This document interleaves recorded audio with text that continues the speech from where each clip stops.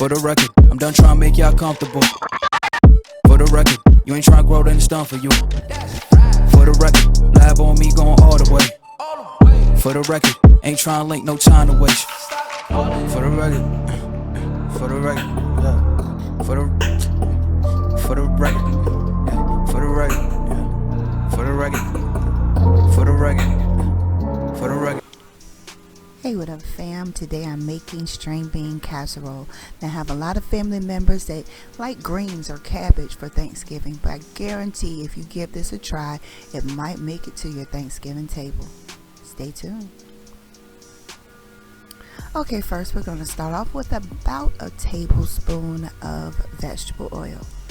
And while that's getting hot in our pan, I'm going to go over here to one of my most favorite ingredients that I always tell you guys about. This is the onion and pepper blend.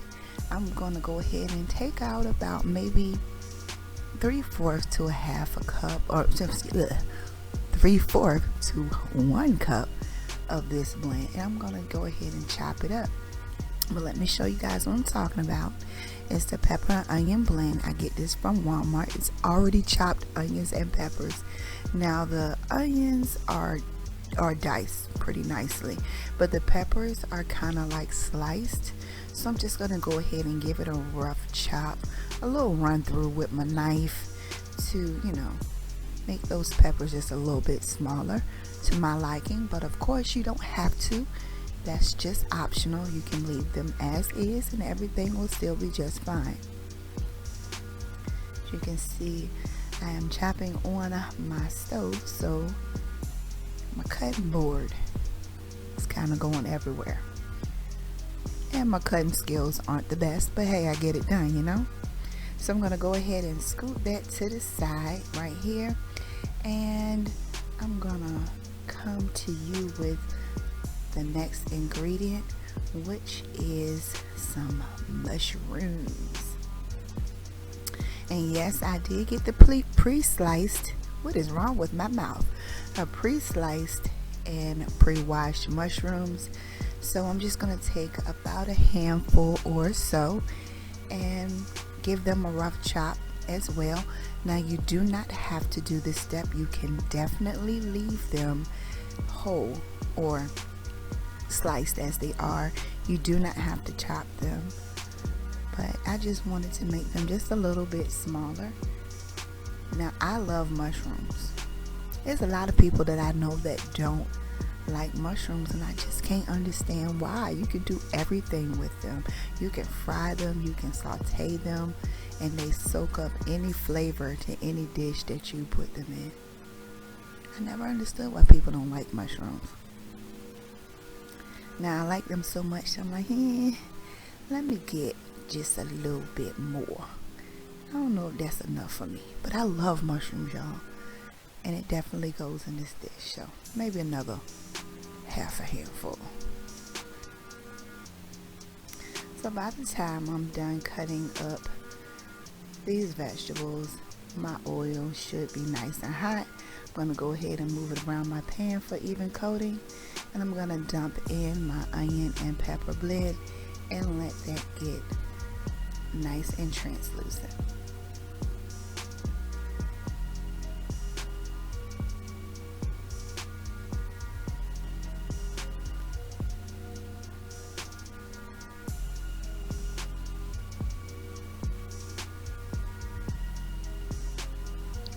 Now my heat is on medium to high heat for this, so you can go ahead and make sure your stove is on medium to high heat and just move it around the pan, and it should cook fairly quickly. We don't have very many onions and peppers in the pan, so cooking them up shouldn't take but a couple of minutes.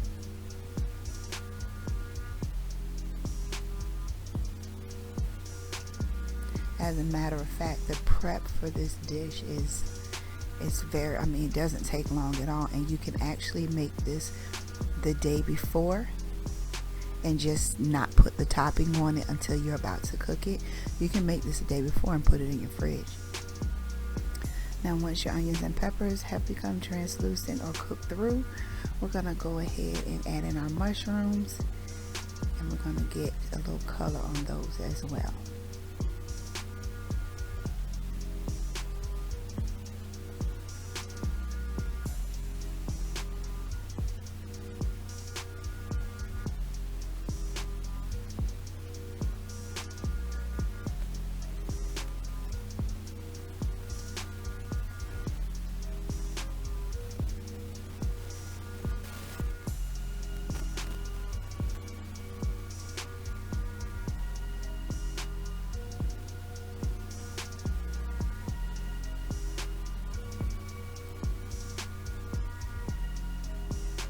And to this party, we're going to add one of my most favorite ingredients on earth.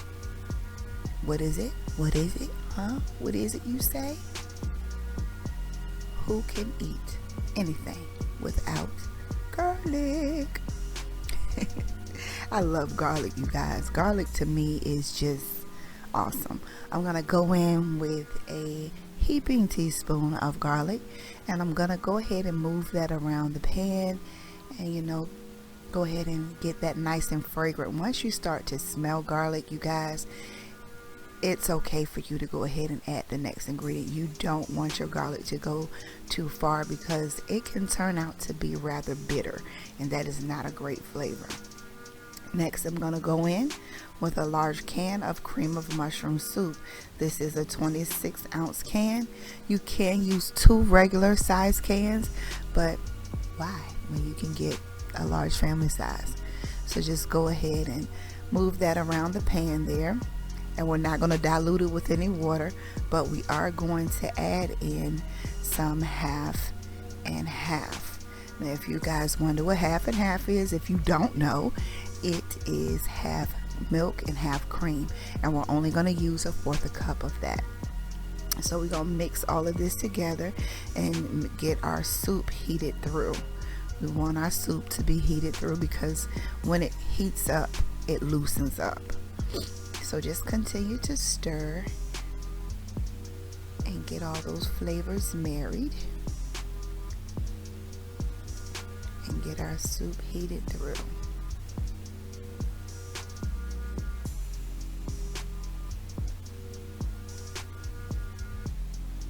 Now next we're going to add in our green beans.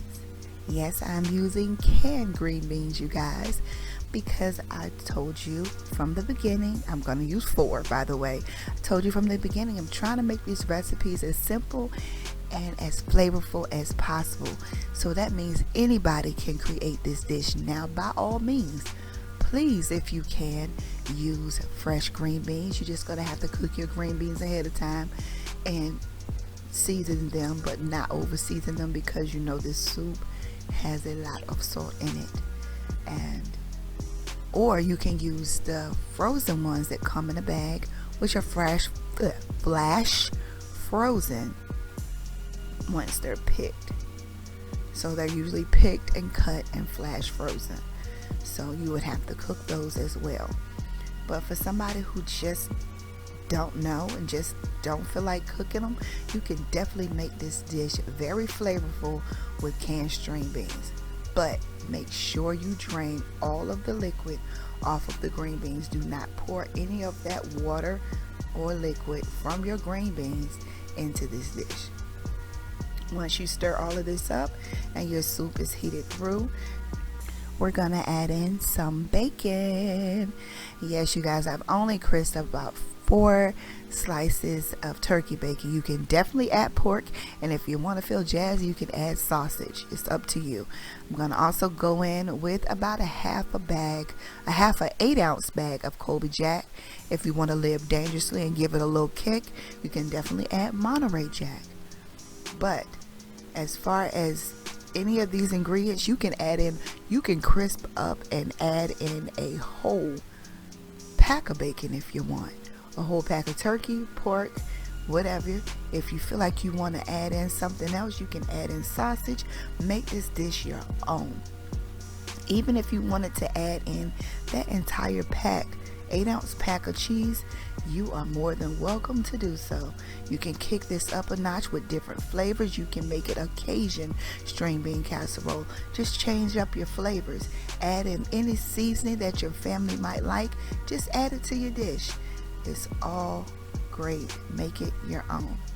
So once you stir all of this up, you're going to want to probably taste it right now and see and make sure your seasonings are balanced. I'm going to add in a little bit of sea salt and some black pepper. I didn't show you the black pepper, but I added a little bit of black pepper in as well. You can definitely, like I said, if you want to take this up a notch, make it a little spicy, you can add in some red pepper flakes. You can add in cayenne. You can do whatever you like. Make this dish your own. Once you stir it up and get it all mixed together, then you are basically done. You can cut your stove off and go ahead and get your baking pan. Now I'm going to take some of this butter flavored spray. I get this from Aldi, you guys. It's very cheap and it does the job, okay? Just spray your pan down real good and go ahead and pour in your string bean mixture. And do not leave any of this flavor behind. Like I told you guys, I'm just giving you the basic of the basics. I want you to take this recipe and make it over the top for your family so that they will be talking about you and preparing for you to bring this dish next year. So go ahead and take the back of your spoon and spread it out. Make it as level as you possibly can. And that right there looks good to me. But of course it's not done. We're going to go in with our crispy fried onions and we're going to spread those on top. Now make it an even layer. But if you were to make this the day before, we would not add our onions until right before we were to cook it, because it would make your onions soggy by them sitting on top of this mixture. And by all means, if you are making this for a large family, you can double and triple this recipe. Just know that you're going to have to get extra containers of those onions. They have to be able to cover the entire dish. And they add a nice little crunch to your dish. Let me go in and give y'all a look at this. It looks good just like this. Make sure your oven is at 350 degrees. And yeah, make sure that everything is set. This looks so good, y'all. Don't make you want to just stick your fork in it. And after it comes out of the oven, after 35 to 45 minutes, depending on your oven, it's gonna look like this, nice and crispy. And y'all, this is hot, okay? If you appreciate your tongue and your gums, I would suggest you wait for about 15 minutes before cutting into this. I'm gonna go ahead and serve some up so you can see what we're working with here. This is nice and creamy. I have seen some people make string bean casserole and it's watery. No. That is probably because they dumped some of that water in. On this particular day, I made this string bean casserole with some baked chicken, but I wanted you guys to take a look at this. I promise you, if you tried this dish, it could potentially make it to your Thanksgiving table. Yes, collard greens, yes, cabbage, but try something new. Give it a try, you guys, okay? I want to thank you for joining me on this episode of the Thanksgiving Side series. Make sure you leave a comment in the comment section below if you have any recipes you want to see me make. Again, make sure you like, share, and subscribe to my channel if you have not already. And until next time, you guys, peace.